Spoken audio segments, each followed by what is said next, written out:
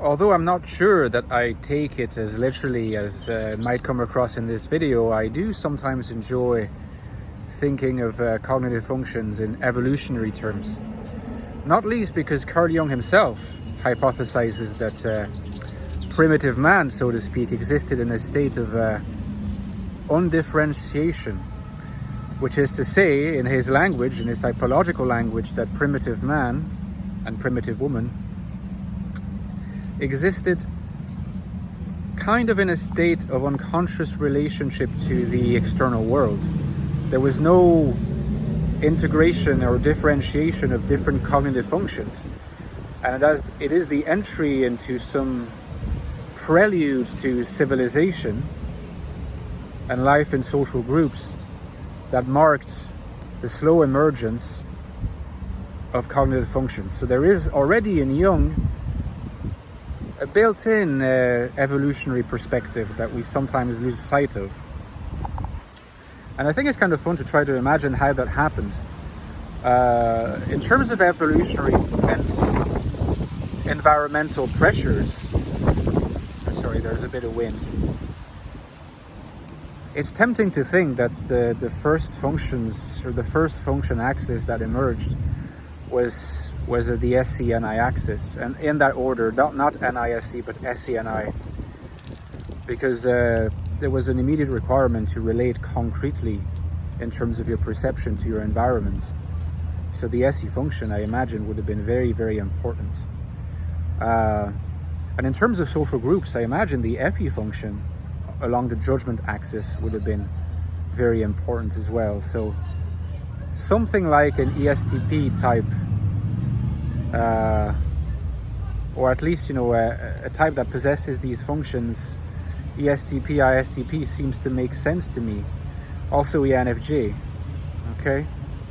But INFJ not so much, because it just doesn't seem to respond as a cognitive function axis as well to the immediate demands of a harsh environment in prehistoric times.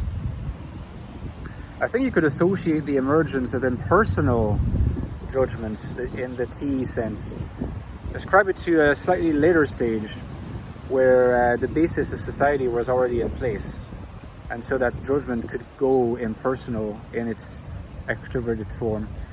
And perhaps even later, the SINE axis, in fact, because relating to your environment in any way in terms of perception just seems to require more of a pre-established mastery of how man relates to the environment than SE does. There's something more immediate and concrete and primal about SE, without wanting to caricature the function, of course.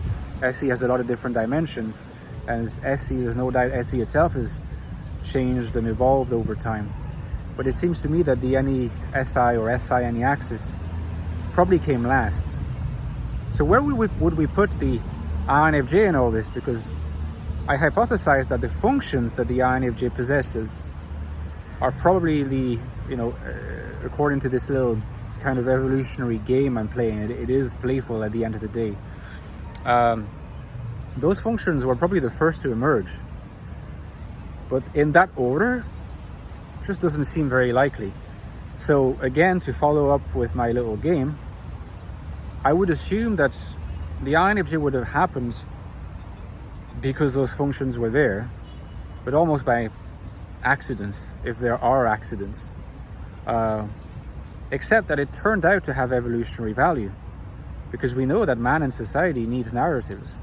Man in society needs spirituality, needs symbol. They serve as the glue to keep a society together and to project its meaning into the future. To give meaning, man needs meaning. Societies need narratives. They need the symbolic.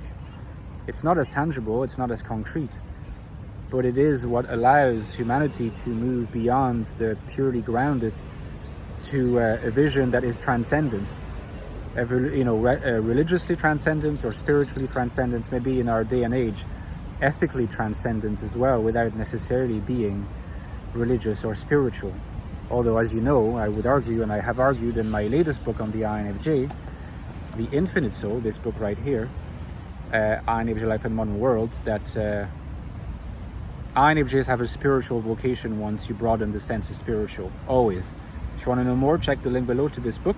Check the reviews, it's helped a lot of people, and the reviews are really good. So yeah, I think that's ultimately the symbolic, the narrative, the visionary is what gave the INFJ an evolutionary role. And they still do today, we still do today.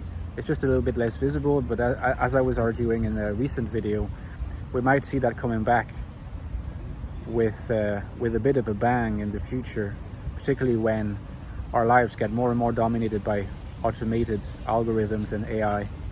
The need for human being will never disappear so long as human beings exist. This is my sincere belief. But let me know in the comments what you think. Maybe you have your own interpretation of this whole evolutionary story.